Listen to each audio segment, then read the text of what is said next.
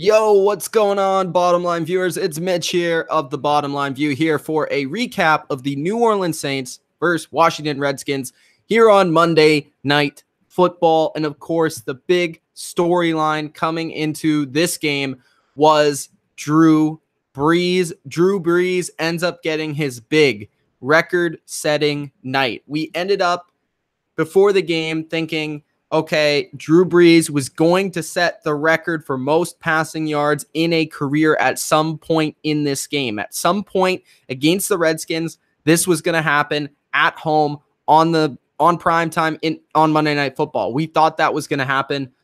We didn't think it was going to happen in the first half. And also, I really like the way they handled it. I'll get into that as we discuss this game. Also, we're going to take a look at both teams, what this game means for both teams, what I liked from the Saints, what I didn't like from the Redskins, and then pretty much the trend going forward for each team. We're also just going to take a dive into it. So if you guys want to hit that like button, support the channel, hit the subscribe button if you haven't already to the Bottom Line View to subscribe for NFL news, NFL reactions, recaps, topic videos, and much more. So if you're an NFL fan, subscribe here. Okay, so New Orleans Saints win it 43-19 over the Washington Redskins in pretty much a shellacking on Monday Night Football in New Orleans. Of course, the big storyline and the motivation for the Saints was getting Drew Brees that record, but also coming out on top with a victory. And Drew Brees not only set the record tonight, but he had one of his best games statistically of his entire NFL career. 26 for 29. 363 yards, 3 touchdowns, 0 interceptions, and a 153.2 passer rating. Drew Brees was fantastic tonight, led the way for the Saints, and the Saints offense looks like what we projected it could be at the beginning of the season. It's had a pretty good season so far, but this was definitely the Saints' most complete performance offensively, but also defensively. We'll dive into that as well. Alex Smith on the other side, not his best performance, but also Alex Smith was under more pressure than we would have thought in this game. He was also not really in rhythm with his receivers, and this offense really couldn't get anything going playing from behind the entire game. That's something to look out for as the Redskins season continues to go on and move forward. Alex Smith, 23 for 39, 275 yards, 1 interception, sacked 3 times, a 69.9 rating. The New Orleans Saints played a lot like the way that they played last season. They got to a lead. They were able to establish a run game. They chewed the clock well, but also stayed moving forward on offense, were able to pick up some points along the way, and pretty much in tune to a dominating victory. And that's the way they really were able to win games last year. They got out to leads. They ran the football. They controlled the clock, kept their defense off the field, and when their defense was on the field, they made enough plays to win the football game. And this year, that's what they're going to have to do again. Their defense is not spectacular, but if you limit their role on against the opposing offense and you let them do what they're good at, which is playing with the lead, then the Saints can win a lot of games in this league. And the Saints, I would say, are definitely in the top 5 right now in the NFL. They look like a dominating team. I did pick them to win the Super Bowl before the season started, so I'm happy that they've sort of turned it around since their early season struggles, which this team certainly does have every year, similar to my Patriots.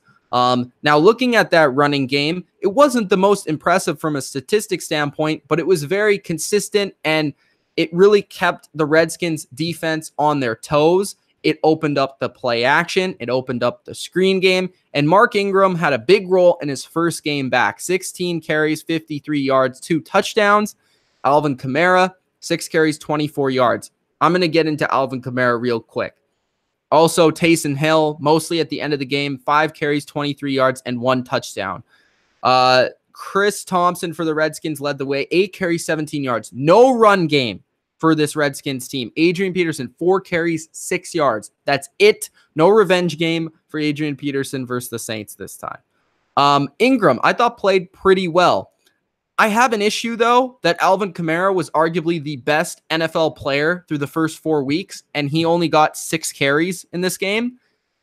A bit weird. I think if the Saints would have used Kamara even more than they used him today, I mean, this offense would have been even better. It's hard to nitpick, but because they scored 43 points. But why are you only giving Alvin Kamara the ball 6 times? He's a better back than Mark Ingram. He's more explosive. He just makes more plays with the ball in his hands. I understand Mark Ingram's coming back. You want to get him involved. But it was just really interesting to see Mark Ingram take the most of the load in the run game when considering last year it was pretty much an even split. In the passing game, Traquan Smith, the rookie, had a massive game, 2 touchdowns on 3 catches, 111 yards. Michael Thomas had a typical Thomas game, maybe even a little quieter than usual, but they still put up the big numbers, which is a positive sign. If you're a Saints fan, Michael Thomas, 4 catches, 74 yards. Not relied on a ton, didn't have the greatest matchup in the world, and they went somewhere else with the football. Cameron Meredith, 5 for 71, really kind of, shaping into form for him in this offense and his role in this offense. Ben Watson, 4 catches, 30 yards. Josh Hill, 2 catches, 24, and a touchdown. And that's pretty much it. Kamara had 3 catches, 15 yards. Not a big game for Kamara. This was the most attractive stat line for Alvin Kamara I've seen in probably a year plus. This was like his worst output from a statistical standpoint I've seen from him in a long time. And I'm not saying that's concerning because the Saints won the game, but it was just odd. Like, it was weird. I don't know why. For the Redskins, 4 catches, 55 yards for Jamison Crowder on 8 targets. They need to be more efficient. Paul Richardson, 4 catches, 5 targets. Maurice Harris, 3 catches, 47 on 8 targets. Again, Chris Thompson, 6 catches, 45 yards. I thought the best player for the Redskins tonight was probably Chris Thompson. He did touch the ball the most, but I felt like when the ball was in his hands, he made the most plays out of it. Other than that, the Redskins offense really did struggle in this game besides some garbage points and then also basically a handed touchdown to them by the fumble that the Saints had in the game. So the Saints defense was very dominating in this game. They dominating from basically beginning to end. But a lot of that, if I look at the time of possession stats, which I don't know if I can find them, I'll try to here. I just feel like the Saints had the ball like 90% of the game. It was insane. So they had the ball for 33 minutes in this game. That doesn't seem like as much as they did. I mean, I feel like the Saints had the ball for a long-ass time in this game. And maybe that's because it was a blowout from beginning to end. But it was just a dominating, thorough performance. 447 yards for the Saints, 283 from the Redskins. And that pretty much says it all right there. And usually when you out yardage somebody by that much, you're probably going to win. Not a lot of penalties in this game. 2 turnovers for the Redskins, one for the Saints. Defensively, Von Bell, 8 tackles, led the way for the Saints. 1 tackle for loss, 1 pass deflection. Justin Hardy, 2 pass deflections, tackle for loss, 4 tackles. Marcus Davenport had a couple impressive plays with the sack, tackle for loss, pass deflection, quarterback hit, 3 tackles. Cameron Jordan really set the tone early, 2 tackles for loss and a sack. Sheldon Rankins was solid. I just felt like the Saints defensive line overall was a huge impact on this game. A lot better than they've been over the course of the season so far. They've been really inept with getting pressure. Like, they've been unable to get any consistent pressure on any quarterback they've played thus far this season. And in this game, the guys up front, whether it was Davenport, Jordan, Rankins, these guys dominated up front, and that's a positive sign for your defense. The Redskins defense, I don't think is a bad unit. They got schemed to shreds. They got, just picked apart. Norman was injured for a majority of this game. Mason Foster had 10 tackles, led the way. Dunbar, which was really tasked with the big matchup on Michael Thomas, had 6 tackles and 1 pass deflection. Zach Brown, 6 tackles. I do want to say for the Redskins, we haven't really talked about them a lot this year. Daron Payne looks like a stud. He did have a sack, 2 quarterback hits, tackle for loss. He's good against a run, good against a pass. But I mean, it was a rough day for the Redskins defense. They were facing a train in the Saints offense. Tough to stop. And the Saints offense is right up there with the Chiefs and the Rams right now. They're a very difficult unit to stop. They're very balanced, and they have one of the best play callers and quarterbacks in the NFL.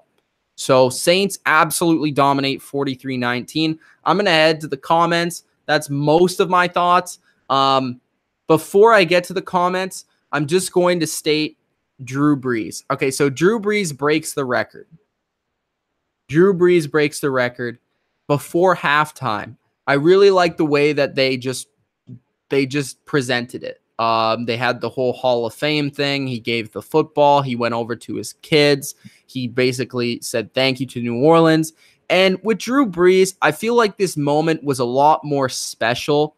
And it's not because he's the only quarterback to ever have this record or the only quarterback to ever celebrate this record or break the record, but because Drew Brees has such a strong attachment to New Orleans and his impact on the city of New Orleans. If you've seen his entire career from his San Diego days, which I have, basically when he left San Diego, his story is a pretty inspiring story. I mean, this guy, first off, drafted in the second round, was a guy that was considered too small, an athletic quarterback that nobody really thought could be elite, maybe a game manager. He was accurate, but he didn't have a great arm. He wasn't, overly special in any quality, but he has great drive. He has great passion. He's a very incredibly smart guy. And for as much credit as guys like Manning and Brady get for their passion and their intellect on the game of football, I feel like Drew Brees has not gotten enough attention for his details in the game and just his ability to quarterback and his ability and really his passion for the game and his commitment. I mean, yeah, Tom Brady is 41 now. Drew Brees is 39, and he's still playing at this level. So, again, it's almost like he's being overshadowed by Tom Brady, but Drew Brees has been just as, maybe not just as spectacular, but just right underneath him. And he is still really athletic. You saw him in the other game pull a spin move. He's looks as good now as he did in 06. I mean, Drew Brees still has it. He's still great, and he still makes great decisions. He still has the arm. He still definitely has the accuracy, and he still has the feet.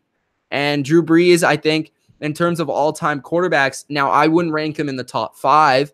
I'd probably have him in the top 10, but he has incredible feet and ability to move around the pocket. He has incredible accuracy, which is arguably his best trait. Not the greatest arm, but he has really great touch. And he's very, very smart. He's been helped along the way with a great offense and great players around him and Sean Payton. But just like every other great quarterback, that's been the case. And hopefully it's kind of sucks that Drew Brees never won an MVP award. Maybe he will this year. Who knows? But I just feel like Drew Brees, he should have won at least one back in probably 2009. I felt like he got ripped off that year. He probably should have won another year for one of his great seasons that he's had. But I just think like this guy has not gotten enough recognition for how great he's been because he's been overshadowed by Brady, by Manning, by Rodgers now. So yeah, Drew Brees is an all-time great. And I think just his connection with the city of New Orleans, him coming after that shoulder injury, not being sure if he was going to ever play again, and then coming into New Orleans and really setting the NFL on fire. And he was one of the quarterbacks, along with Peyton and Brady, who started the short passing game as the way to go in the NFL. And I know that the rules partly changed the way that offense is played, but more than anything, it was really those three guys and those three offenses that opened up the modern NFL. So if you are a fan of the modern NFL offenses and the schemes that we're seeing nowadays and the way that quarterbacks are approaching the positions, a lot of that credit goes to a guy like Drew Brees for what he's been able to do in New Orleans. And if he's a great role model off the field, he is just probably the one quarterback that has the strongest attachment to his team. And I know that he's played for a different team in the Chargers, and there's been other guys that have played for the same team their whole career. But what he's done from an off-the-field standpoint with the Saints in New Orleans, you saw guys crying in the stands. Grown men were crying in the stands when he set this record. So it's just, that's how much it means to the city of New Orleans for him to get this record. And I wouldn't say that the passing yardage record is like the number one record you want to have. It's a great record. Don't get me wrong. It's a phenomenal record. It's not probably the number one record, but I think it was handled with great class. Drew Brees definitely deserves it. He'll probably hold it for the next, I would say, 15 years. I don't see anybody passing him anytime soon. I don't think Brady's going to be able to catch him. I don't think Rodgers or somebody like that from the next generation would be able to catch him. So I feel like he's probably going to have this record for at least 10 years. So yeah, Drew Brees really deserves it. And it's great for the city of New Orleans more than anything else, I think. So let's go to the comment section. Starting off with Robot Guy. He says, sup, y'all. Bodo says, sup. Robot Guy says, nice to see Brees break the record. Other than that, this was boring. I would agree. It was sort of a boring game, but also I think it showed that the Saints are legit. I think it showed that the Saints aren't going anywhere. I think it showed that the preseason predictions of the Bottom Line View were somewhat accurate and that the Saints are going to be a dominant force in the NFC. And a team like the Rams better be looking over their shoulder because the Saints are right there with them. That would be an excellent NFC Championship game. I know we're a far ways away, but that would be a hell of a game. Don't know why, but the Redskins suck on Monday Night Football. That is true. Ghost says, hey, cutie. What's going on, Ghost? Hot Take Hockey says, hey, what's up? Congrats to Brees. Congrats to Drew Brees, of course. Leaf Talk in the chat. Ingram was a nice addition. Yeah, again, nothing against Mark Ingram. But Alvin Kamara needs to get the ball more than 10 times a game. I'm just saying.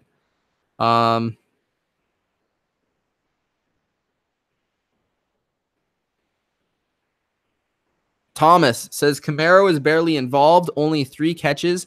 I found that was somewhat odd. I would agree. I also expect the Redskins to play much better, though. Expected. Yeah, I thought that this game would be a little closer, but I think once the Saints just came out and knowing the spectacle of what the game was going to be with the whole Drew Brees thing, the emotion of the crowd, and the Redskins offense simply couldn't catch up. They couldn't maintain pace. So as soon as you can't maintain pace if you're not stopping them and you're not maintaining pace with the Saints at home, you're going to get blown out. That's just what's going to happen. If that's just what's going to happen. It's happened numerous times in the past with Drew Brees, Sean Payton and company.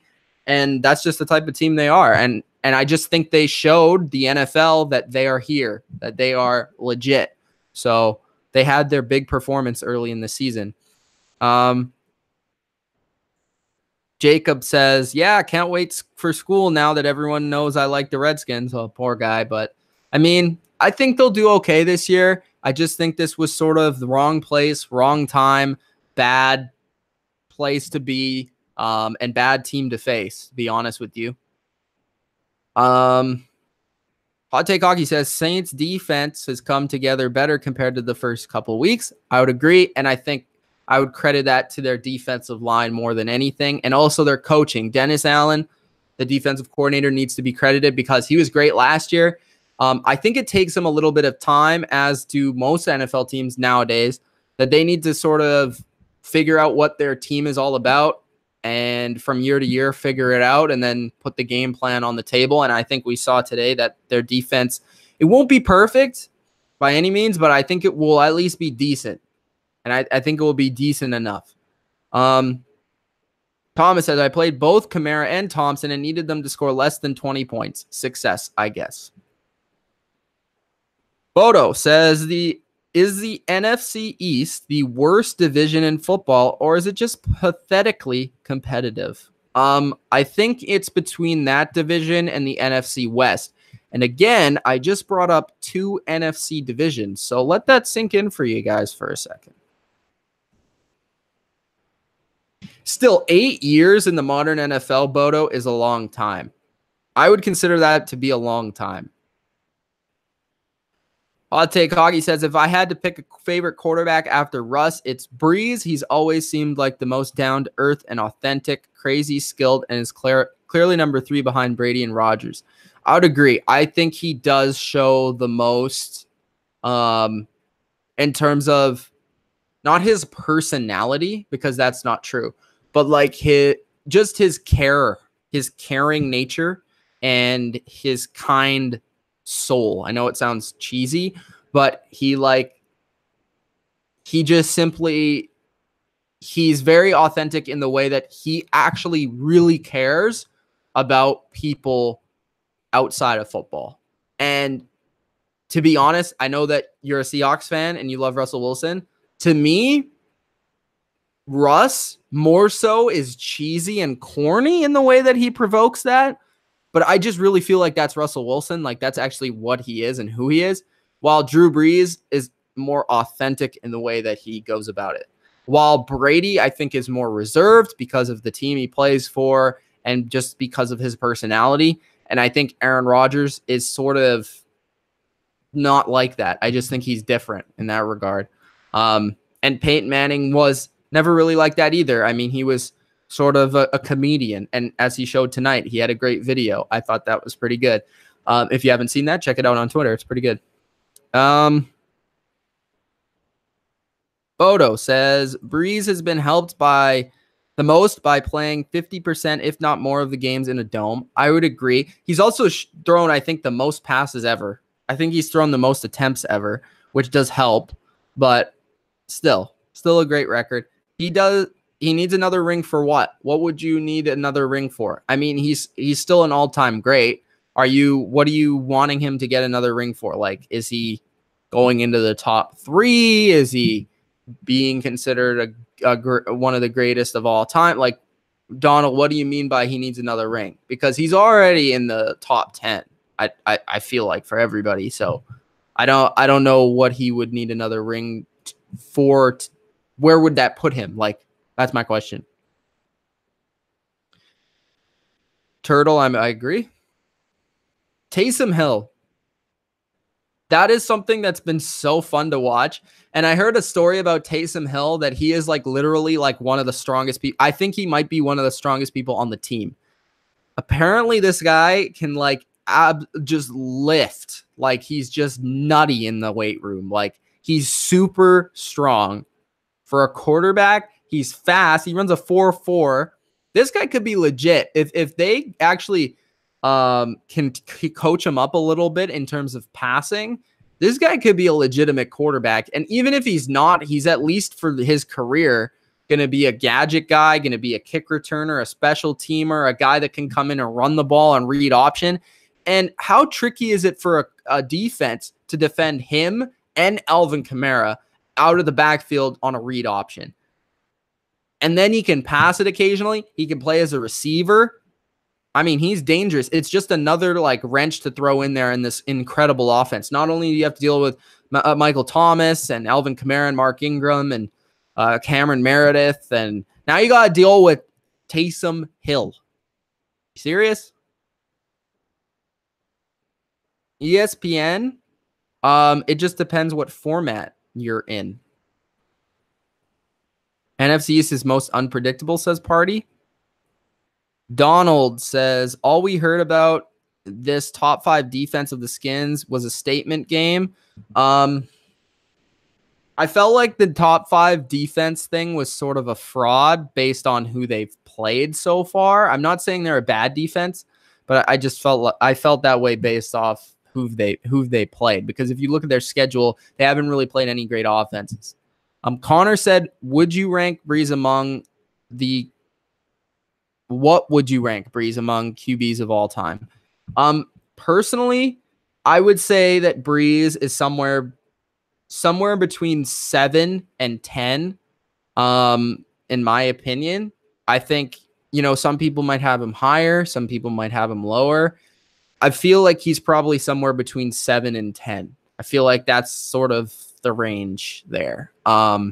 Because this is my personal top 5 or 6. I would have Brady, Montana, Peyton, Unitas, Aaron, and probably John Elway ahead of him. And then from there, I think he's in the same camp as Favre, Marino, and those guys.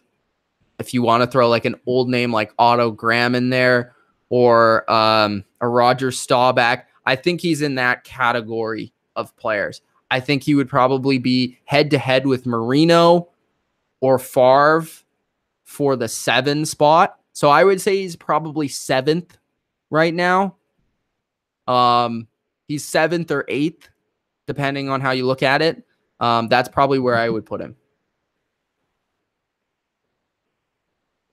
Yeah, Turtle up. Sorry, Peterman doesn't make the list for me, man. I'm sorry, man.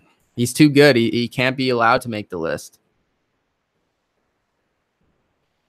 Mr. Keep It Moving says Brees is the GOAT. Bodo says the NFC East winner will be 8-8 or 8-7-1. Well, the way that I see it is AC keeps saying that because the division's weak, the Eagles can just squeak in there. So we'll see what happens. Chris says in his Super Bowl run, Brees faced Kurt Warner, Brett Favre, and Peyton Manning. For that time, those are some of the all-time great QBs, and he outplayed them all. It's not about how many rings, but who you beat. I guess in some regard, that's true. Obviously, that was a very impressive Super Bowl run, and I would agree with that totally, that statement. But I would not agree that multiple rings don't matter. Obviously, I don't look at just rings. I look at everything. I think rings are part of the equation because that's ultimately your goal that you're setting out to do is winning. And I know some players that, and if you're a player, you probably look at it that way. I mean, I just want to win. I don't care what my stats are. That's how I would look at it if I was a quarterback or a player. But from like a all-time perspective, you need to put a lot into perspective in terms of ranking players. And I think it comes more down to a collection of everything than it does just stats or just wins or just, how dominant you were, or, you have to judge the intangibles. You have to judge the players around you, the coaches you had, the players you faced, the teams you faced, basically everything comes into account when you're judging a player. And I would put Drew Brees 7th. That's my personal list. And actually, I think once we get to around Christmas, I'm going to release a big list that will have more of a historical look at the game of football. And I'm excited to do that list. I'm going to do it this year, which would be the top 100 greatest NFL players of all time. I'm going to put a lot of effort in that. And I'm sure Drew Brees will be very high on that list. So look out for that list if you're interested more in that sort of stuff and looking at the history of the game. Do you think Adrian Peterson will finish with 1,000 yards? I would say probably no. I would say probably around like 800 yards, but honestly, it depends how much he touches the ball. I just feel like when you're older, you start well and then you kind of die off as the season goes on. Is Phillip Rivers a top 20 quarterback of all time? Probably not. I would probably put him in like the top 30. Brees might be the most accurate. I think you could say that. You have a debate there.